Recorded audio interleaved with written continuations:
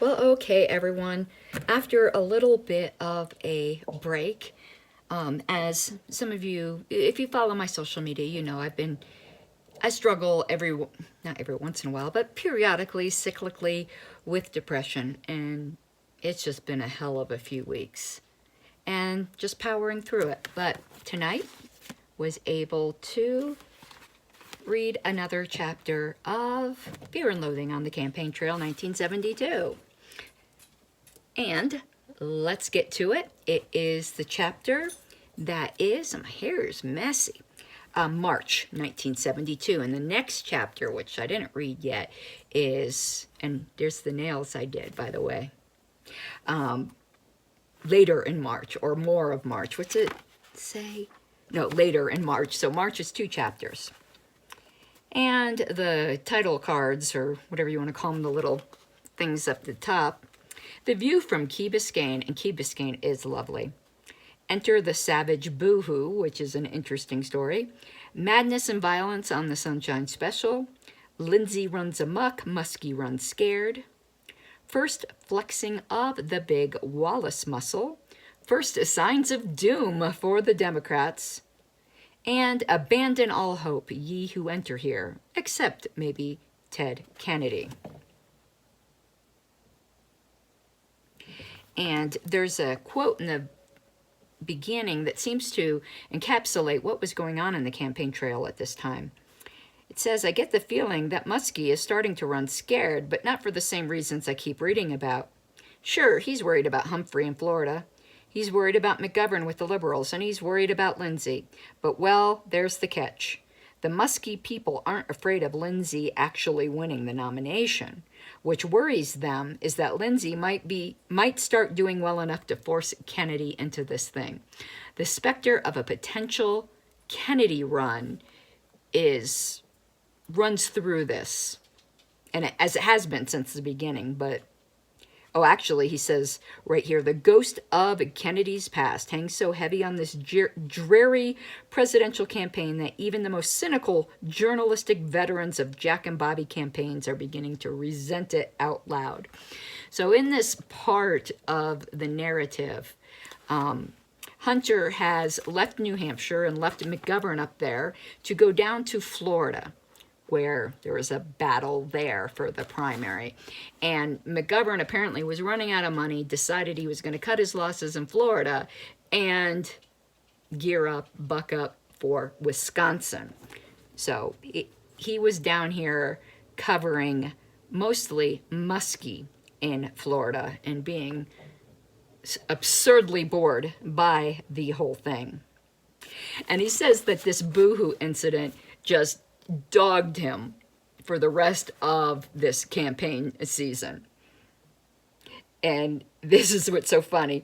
It says, when investigations of the Watergate scandal had systematically sabotaged the primary campaigns of almost all the serious Democratic contenders, the Muskie people had said that Hunter must have been one of those. He was sent here to sabotage us.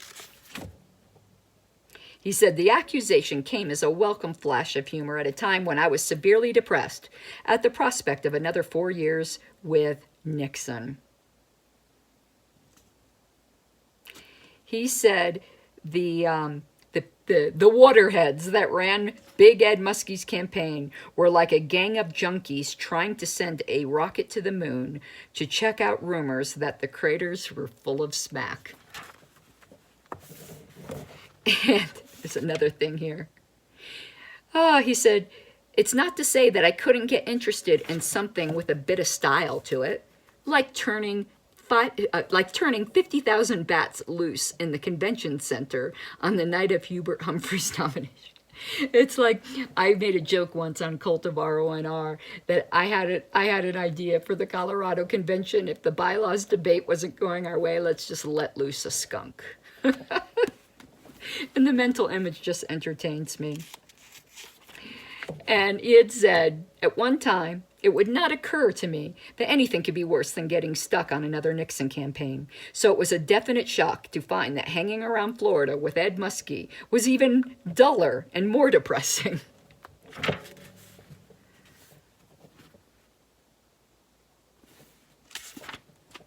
And contrary to all predictions and polls, Muskie finished badly. Didn't, the numbers to me didn't seem that bad, but apparently it wasn't what he needed.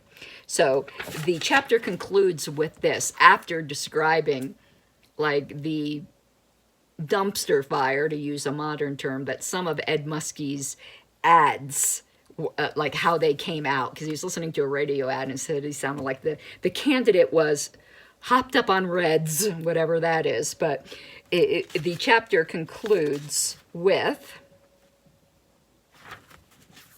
I lost my page. Oh, here we go.